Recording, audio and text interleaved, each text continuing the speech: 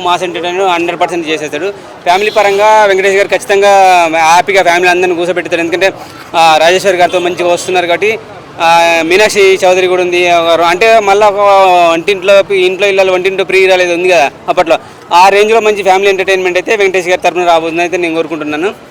నాకు ఫేవరెట్ అయితే game changer. ఖచ్చితంగా గేమ్ చేంజర్తో మళ్ళీ ఒక్కసారి వరల్డ్ వైడ్గా పాన్ ఇండియా లెవెల్లో విడుదల అవుతుంది. వరల్డ్ వైడ్గా కూడా అక్కడక్కడ ఇతర దేశాలు కూడా ఆల్రెడీ యూఎస్లో అయితే ఫ్లైట్లో టికెట్లు ఓపెన్ అయ్యాయని చెప్పేసి బుకింగ్స్ ఓపెన్ అయ్యని చూపిస్తున్నారు.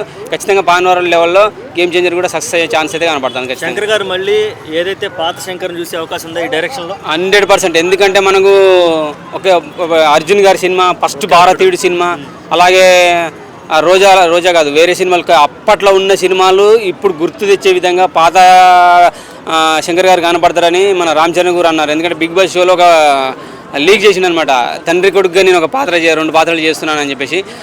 పంచకట్టుతో ఉన్న లుక్ అయితే నాకు ఒక ఎన్టీఆర్ కానీ మన రాజశేఖర రెడ్డి గారు కానీ అంటే పొలిటీషియన్గా ఉంటే వాళ్ళు నడుస్తుంటే ఒక హుందాతనం కనపడేది. సో ఆ లుక్లో ఆ సినిమాలో అలా కనపడుతుంది.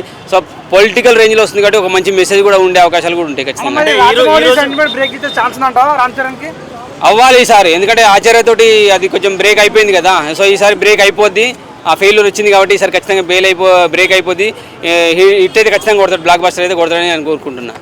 అని ఇప్పుడు అనిల్ రావుపూడి మనం వస్తున్నాం కదా, సంక్రాంతికి వస్తున్నామని. సో లాస్ట్ F2 F3 చేశారు. సో ఈ కామెడీ మళ్ళీ అవసరం అంటారా? మళ్ళీ ఎందుకు ఫ్యామిలీ ఓన్లీ కామెడీ కదా, విత్ ఫ్యామిలీ సెంటిమెంట్తో వస్తున్నాడు. మంచిగా చెప్పాను కదా ఇందాక, ఇంట్లో పీరియాలు ఇంట్లో ఇళ్ళలో వంటింట్లో పీరియాలని ఇద్దరున్నారు. తెలుగు అమ్మాయి ఉన్నది, ఇంకో మీనాక్షి చౌదరి ఉన్నది, ఇద్దరున్నారు. ఒక పోలీసు, ఒక ఆమె ప్రియురాలుగా, ఒక లవర్గా, ఇద్దరు భార్యగా ఇద్దరు వస్తున్నారు. కాబట్టి ఖచ్చితంగా పాత సినిమాలు గుర్తు వస్తాయి. ఫ్యామిలీ ఎంటర్టైన్మెంట్ అయితే వెంకటేష్ గారి తరఫున వస్తుంది. మాస్ హిట్గా బాలయ్య బాబు తరఫున వస్తుంది.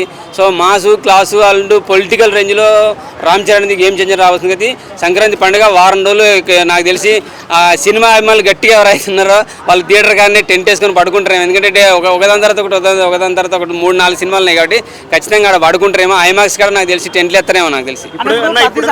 ఇప్పుడున్న ట్రెండ్ ప్రకారం పొలిటికల్ డ్రామా ఏమన్నా సక్సెస్ వర్కౌట్ అవుతుంది అంటావా రామ్ చరణ్ది? ఎందుకంటే ఇప్పుడు మనకు తెలుగు రాష్ట్రాలు 2 అయినాయి, సపరేట్ అయిపోయినాయి. అక్కడ ఒక కొత్త డ్రామా స్టార్ట్ అయిపోయింది. జగన్ ఓడిపోయి కొత్త ప్రభుత్వం రావడం, పాత వాళ్ళు అది చేయలేదు వీళ్ళు చేయలేదు అనే మూమెంట్ మంచి బజ్ ఉండేది. ఎన్నికలు అయిపోయినాయి కదా అన్ని చోట్ల. ఎన్నికలు అయిపోయినా సరే ఇప్పుడు మన రీసెంట్గా ఒకటి విన్నాం కదా, సీజ్ ద షిప్ అని చెప్పేసి. ప్రతి హీరోకి వాళ్ళకి ఆ సినిమాల్లో వచ్చే ఎలివేషన్ ఒక్క డైలాగ్తో వచ్చింది పవన్ అన్నకి. సో ఖచ్చితంగా పవన్ అన్న అభిమానులే కాదు, మెగా ఫ్యామిలీ అభిమానులు మొత్తం ఖచ్చితంగా సినిమా చూస్తారు. గేమ్ చేంజర్ పొలిటికల్ లెవెల్లో ఉండే మెసేజ్ చూస్తారు. ఖచ్చితంగా హిట్ అయితే కొడుతుంది, ఇండస్ట్రీ హిట్ అయింది నేను చెప్పను. రాజమౌళి సినిమా తర్వాత ప్రతి హీరోకి ఫ్లాప్లో దొరుకుతాయి కదా. సో ఆచార్యతోటి అది అయిపోయిందని అనుకుంటున్నా.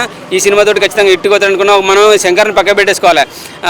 భారతీయుడు 2 కొంచెం మైనస్ అయిపోయింది కదా, దాని ఎఫెక్ట్ దీన్ని పడుతుందేమో అని అటువంటి ఆలోచన అవసరం లేదు. ఎందుకంటే ఆడ ఉన్నది దిల్ రాజు, ప్రొడ్యూసరు, డిస్ట్రిబ్యూటరు. ఆయన రకరకాలుగా ఆయన యాంగిల్లో ఆయన ఆలోచిస్తాడు. నచ్చకపోతే దాన్ని 100 కోట్లైనా మళ్ళీ ఖర్చు పెట్టి రీషూట్ చేపిస్తాడు. కాబట్టి శంకర్ని పక్కకు పెట్టేసి మనం దిల్ రాజుని నమ్మకం పెట్టేసుకొని హ్యాపీగా రామ్ చరణ్ ఉన్నాడని అనుకొని సినిమాకి వెళ్ళిపోతే హ్యాపీగా పండుగ చేసుకోవచ్చు. పండుగ వారం రోజులు చేసుకోవచ్చు. 2 రోజులు 3 రోజుల ముందే వస్తున్నాయి కాబట్టి వారం రోజులు దసరా కాదు సంక్రాంతి మాత్రం హ్యాపీగా చల్లగా గొబ్బెమ్మలతో, ఆ పూలతో, ఆ ముగ్గులతో, సంక్రాంతి రథాలతో 1 వీక్ సినిమాల చుట్టూ థియేటర్ల చుట్టూ తిరగచ్చు. నాకు తెలిసి అయితే ఈ సంక్రాంతి నాకు ఇంతకుముందు లేని సంక్రాంతి, ఈ సంక్రాంతి చాలా పెద్ద సంక్రాంతి అవుతుందని అనిపిస్తుంది నాకైతే.